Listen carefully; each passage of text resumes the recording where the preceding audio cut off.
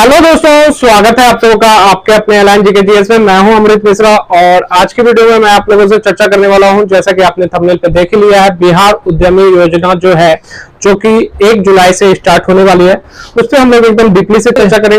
दोस्तों, कुछ लोगों के मन में ये भी सवाल चल रहे हैं कि हमें जो इसके तहत राशि मिलने वाली है 10 लाख, तो क्या वो पूरी की पूरी राशि मिलेगी या फिर जितनी राशि मिलेगी हमें सिर्फ उतना पे इंटरेस्ट देना है या पूरे 10 लाख पे इंटरेस्ट देना होगा। इसके अलावा हमें जो बैंक अकाउंट देना है वो किस तरीके के बैंक अकाउंट से काम चलेंगे, आपके सेविंग अकाउंट से काम चल जाएंगे या फिर आपको करंट अकाउंट की जरूरत पड़ने वाली है। तो हर एक बेसिक से बेसिक बातों का इस वीडियो में मैं चर्चा करने वाला हूं। तो चलिए दोस्तों, टॉपिक को शुरू करते हैं। दोस्तों, बात करें सबसे पहले ये जो योजना है, इस योजना का नाम है बिहार उद्यमी योजना। सबसे पहले समझिए कि ये योजना है क्यों।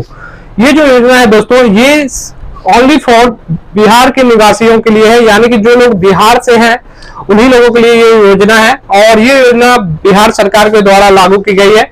और इस योजना के तहत वैसे लोग जो बिजनेस माइंडेड हैं या फिर कुछ छोटा मोटा व्यापार करते हैं और अपने व्यापार को और बड़े लेवल तक पहुंचाना चाहते हैं, तो इसमें राज्य सरकार उनके सहयोग के लिए इस प्रकार की कल्याणकारी योजना लेके आई है, जिसमें उन्हें कुछ राशि प्रदान की जाएगी और उसके मदद से वो अपने व्यापार को डेवलप कर पाएंगे।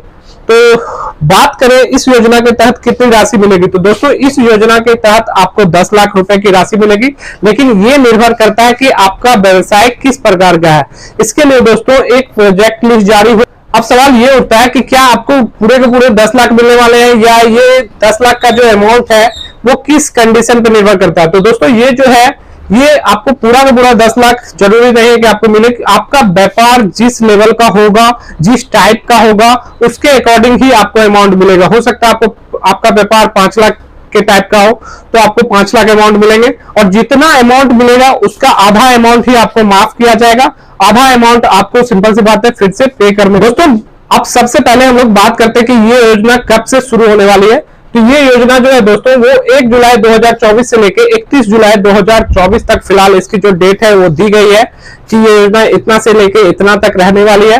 और उसके बाद अगर बात करें इसमें जो क्वालिफिकेशन की, जो दोस्तों, तो क्वालिफिकेशन जो है दोस्तों, इसमें आपको 12th पास होना चाहिए। और 12th पास के सिमिलर अगर आपके पास कोई क्वालिफिकेशन है जैसे पॉलिटेक्निक या ITI वगैरह, तो भी आप इसके लिए एलिजिबल हैं, आप इसके लिए अप्लाई कर सकते हैं।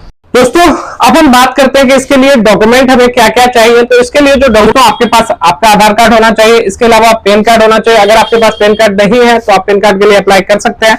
इसके अलावा दोस्तों, आपको मार्कशीट और सर्टिफिकेट की आवश्यकता पड़ेगी 10वीं और 12वीं की। दोस्तों, 10वीं और 12वीं की जो आपकी मार्कशीट होगी, साथ ही साथ जो सर्टिफिकेट है वो भी चाहिए आपको इसे अप्लाई करने के लिए। इसके अलावा दोस्तों, आपको फोटो चाहिए, सिग्नेचर चाहिए, बैंक स्टेटमेंट चाहिए। अब कुछ लोगों के मन में सवाल आ रहा होगा कि कितने महीने का बैंक स्टेटमेंट देखा जाएगा आपका। तो मुश्किल से आप मान के चलिए कि 3 से 6 महीने का बैंक स्टेटमेंट काफी होगा इसके लिए। तो ये आप बैंक में जाके इजिली अपने पासबुक को अपडेट करवा के इसका स्टेटमेंट निकलवा सकते हैं। इसके अलावा दोस्तों, बात करें, आपको एक चेक बुक की भी आवश्यकता पड़ने वाली है, जिसमें आपको एक कैंसिल चेक भी देना होगा।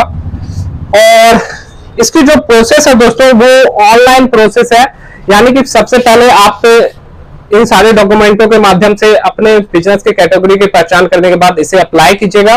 और ऑनलाइन अप्लाई होगा दोस्तों, जिसके बाद दोस्तों आपका एक लिस्ट जारी किया जाएगा। दोस्तों, यदि उस लिस्ट में आपका नाम होगा तो उसके बाद आपको डॉक्यूमेंट वेरिफिकेशन के लिए बुलाया जाएगा। और डॉक्यूमेंट वेरीफाई करने के बाद आपके अमाउंट में 1, 2 या 3 टर्म के बाद आपके अकाउंट में जो है, जो भी अमाउंट की राशि होगी, जो भी आपको सरकार की तरफ से मिलने वाला होगा, वो आपके अकाउंट में आ जाएंगे। दोस्तों, बात करें बैंक अकाउंट में, एक बात और, जो कि जिस अकाउंट के बारे में आपको चर्चा करना है, तो बैंक अकाउंट जो है दोस्तों, वो आपका करंट अकाउंट होना चाहिए। सेविंग अकाउंट से काम नहीं चलने वाला है, और ये जानकारी इसकी ऑफिशियल साइट पे दी गई है।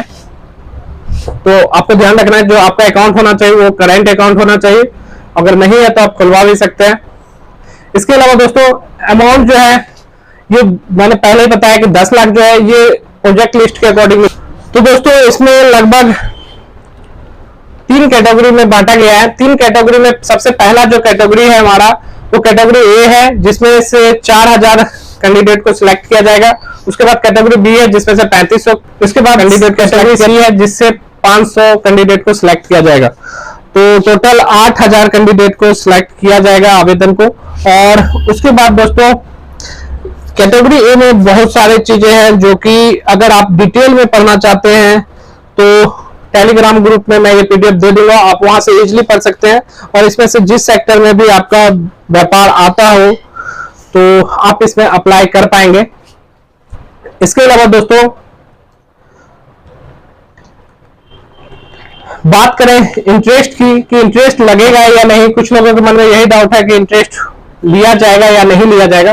तो दोस्तों और इंटरेस्ट किस अमाउंट पे लिया जाएगा इस पे भी मैं चर्चा करूंगा। तो अगर आपको अपने बिजनेस का टाइप पता चल गया है तो फिर एक सेकेंड पीडीएफ जो है वो प्रोजेक्ट लिस्ट कॉस्ट के नाम से है, जिसमें आपको डिटेल में बताया गया है कि आप किस तरीके के बिजनेस में आपको कितना राशि मिलेगा और आपको उसके हिसाब से क्या क्या सामान मैन्युफैक्चरिंग करने होंगे, या फिर मान लीजिए कि अगर आपका कोई शॉप वगैरह है तो शॉप से रिलेटेड आपको क्या क्या वहां पे उपस्थित करना है। इन सारी चीजों पे भी आपको चर्चा करके बताया जाता है। और इसके लिए किस चीज के लिए कितना राशि अलॉट होगा वहां से ये भी चीज पे चर्चा है। और जितना राशि मिलेगा, मान लीजिए कि आपको साइबर कैफे वगैरह खोलना है तो साइबर कैफे वगैरह के लिए नॉर्मली आपको जो है वो 5 लाख रुपए तक की राशि दी जाएगी। और अगर 5 लाख रुपए तक की राशि आपको मिलती है तो आपको उसमें जो है 2.5 लाख रुपए तो माफ कर दिए जाएंगे सरकार की तरफ से। जो 2.5 लाख रुपए बचेंगे दोस्तों, यदि आप SC ST या फीमेल कैंडिडेट हैं तो आपको उस पर कोई इंटरेस्ट देना नहीं। इसके अलावा अगर आप अन्य कैटेगरी में आते हैं जैसे कि OBC तो आपको 1% इंटरेस्ट रेट देना होता है। और 1% जो इंटरेस्ट रेट देना होता है दोस्तों, वो जो है आपको जो अमाउंट शेष रह गया है आपका जो 2.5 लाख है उस पर आपको इंटरेस्ट देना होता है, ना कि पूरे के पूरे 5 लाख पे आपको इंटरेस्ट देना है। तो उम्मीद करता हूं कि आपके सारे सवालों को जवाब मैंने दे दिया है। फिर भी अगर कुछ भी पूछना है वो आपको तो आप कमेंट करके मुझसे पूछ सकते हैं। मिलते हैं अपने नेक्स्ट वीडियो में, तब तक के लिए जय हिंद।